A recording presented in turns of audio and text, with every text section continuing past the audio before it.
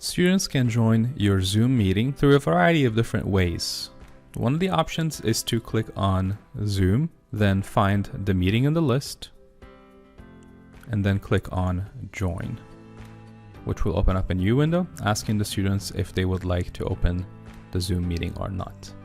Alternatively, students can go to the syllabus, scroll down until they see the course summary, select the Zoom meeting from the list.